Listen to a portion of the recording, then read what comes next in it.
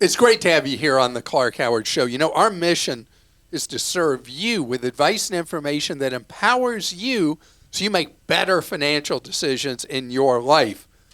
It's so common now, even if you have a regular full-time job, that you're doing something on the side. It's also very possible that someone is doing just a series of side jobs.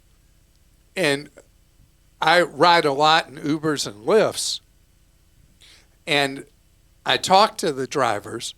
My wife says I talk to everybody. She said I can talk to the wall. Anyway, so I'm always asking, what do they do? And I'll talk to these drivers.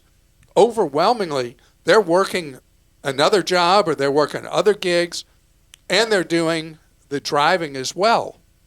So there are so many of us doing what's called in the tax law 1099 work, where you're not an employee, you are a worker. And when you are a worker and not an employee, you are basically looked at under the tax code as self-employed. And if you're new to it, you got to know that you pay more tax as a self-employed individual than you would if you were working for somebody else getting W-2 income. So you have to pay double Social Security tax, what's called SE tax, and so you're paying a big tax bill plus whatever income tax you owe, federal level, state level, if you have a state level. Rare cases may have city income tax. And so a lot of people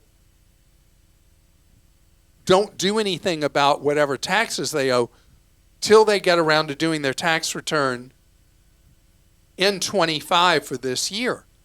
And it had been something that was very common that people wouldn't deal with it till later because the interest rates the IRS charged for a long, long time, because interest rates in the economy were so low, the interest rates were so low that people were like, okay, I'll just deal with it next year. Those interest rates are not low anymore, just as we're paying higher interest rates on car loans, mortgages, credit cards, whatever. The interest rate the IRS charges goes up with prevailing interest rates or goes down with prevailing interest rates. So right now, it's really, really high tax if you don't deal with it till next year. So here we are in August, and let's say you have not dealt with it all this year. Better late than never. There are what are called SE payments that are divided out 4 times each year. And the next one is due mid-September. And then, believe it or not, there's one for this year in January 15th. And in a normal year, this is salt in the wounds. If you owe tax from a prior year, you have to pay it by April 15th, right? And April 15th is also the first date normally that you would pay estimates for the current year. And I will tell you, most people that have side work, self-employed, never make that April 15th payment. They may make the one in June, but at the very least, remember, interest is accruing for taxes you've not paid in on self-employed work. You can pay them in, but there's something else you can do. If you are doing gig work, side work, whatever you're being paid 1099 for, you are eligible to do something known as a SEP. A SEP is a form of an IRA that reduces the income you have that's subject to tax from doing side work. The SEP is really simple to set up. The paperwork takes about a minute to fill out. You do it with one of my favorite children, one of the low-cost companies like Schwab, Vanguard, Fidelity. You can set up a SEP, and you don't have to fund it till next year for this year, but it reduces your tax burden, which is so ugly, on side work and self-employment income. But I wanted to tell you now in August about getting money together to make the September 15th estimate, at least, to cover some of the tax burden that's building, that's accumulating interest.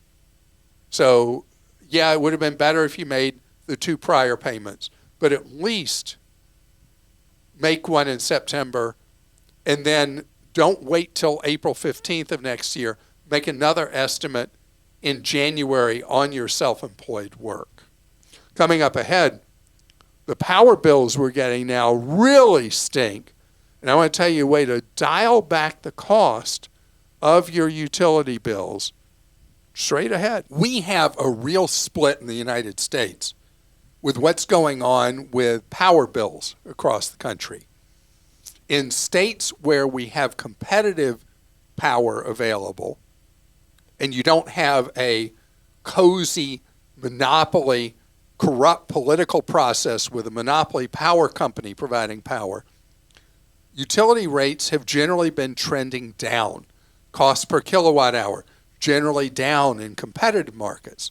Unfortunately, most states in the United States still rely on the politically corrupt system that was actually necessary in a different era before you'd even use the word technology, going back to early in the electrification of the United States, where it made sense to have monopoly power companies.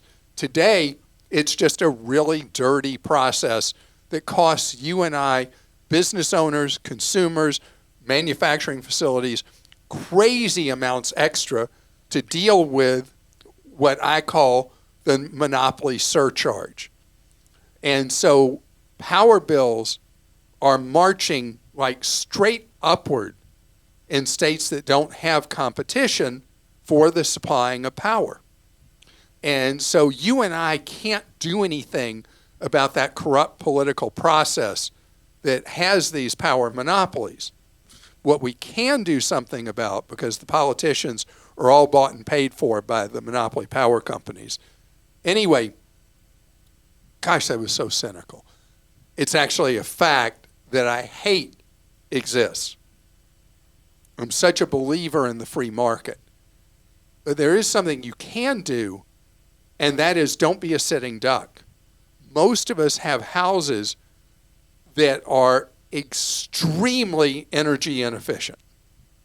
And it's because historically in the United States, power costs were very, very low compared to what they were in most of the rest of the world. But now this political corrupt process has pushed our rates way up there and now higher than much of the rest of the world. And so now it really matters to have energy efficiency.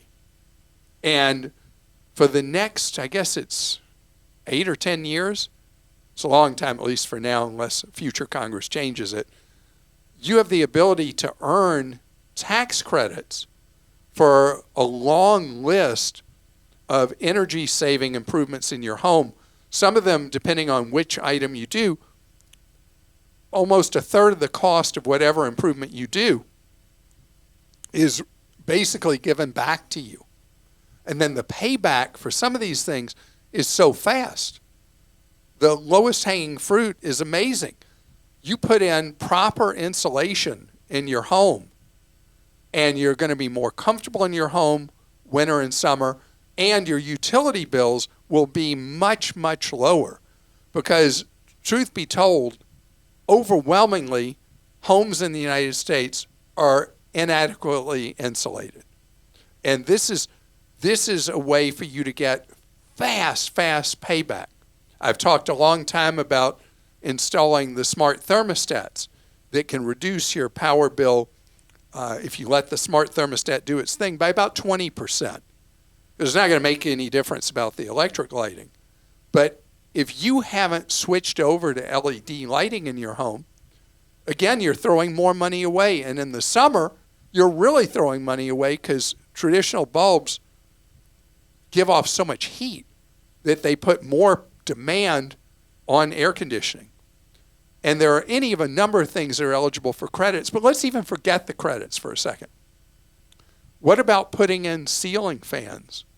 Ceiling fans reduce how much heating and cooling you need in your home. And ceiling fans were such a big deal back in the 70s and 80s. People really aren't into them now, but they're a great energy-saving device. And I could go on and on here, but the thing is, when there are things, that serenity prayer thing where you got to know the wisdom, knowing what you can change and what you can't, whatever, however that goes. Krista, how does that go? I always forget. God grant me the serenity to accept the things I cannot change, the courage to change the things I can, and the wisdom to know the difference. Wow, that's pretty articulate. How'd you know all that? I just know it. Anyway, so the point is, we can't overcome the corrupt political process that exists in so many states. But what we can control is how much of those overpriced kilowatts we're using.